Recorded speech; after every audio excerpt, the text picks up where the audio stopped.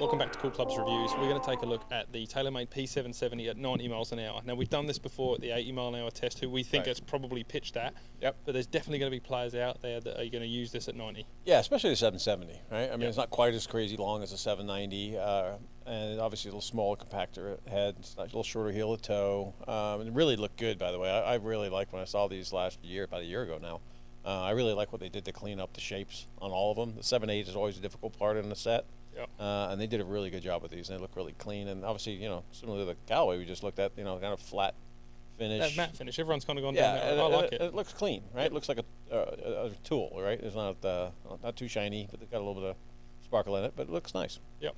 So when you put these things under 90 miles an hour, 33 degrees, so that actually gives this a chance, right? Right. It's in not that crazy strong. mid-high. Right.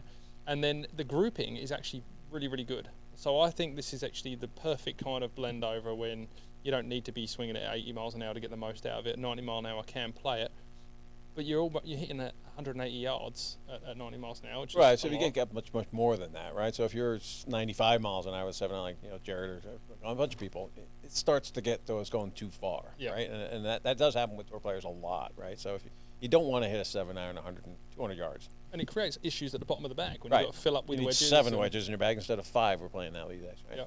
Yep. 315 spin launch is on that lower end, low mid. But the stopping power is good. Not bad, yeah. Not bad at all, considering the distance you're getting out of it. Yeah.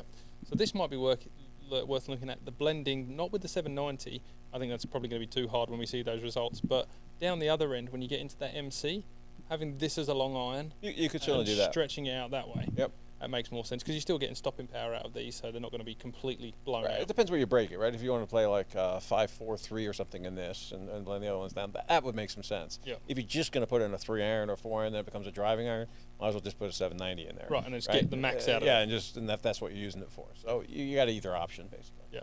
Well, we do this just because people want to see the results. Head to our website, head to reviews page. You'll have a look at all of this stuff. Make your own judgments.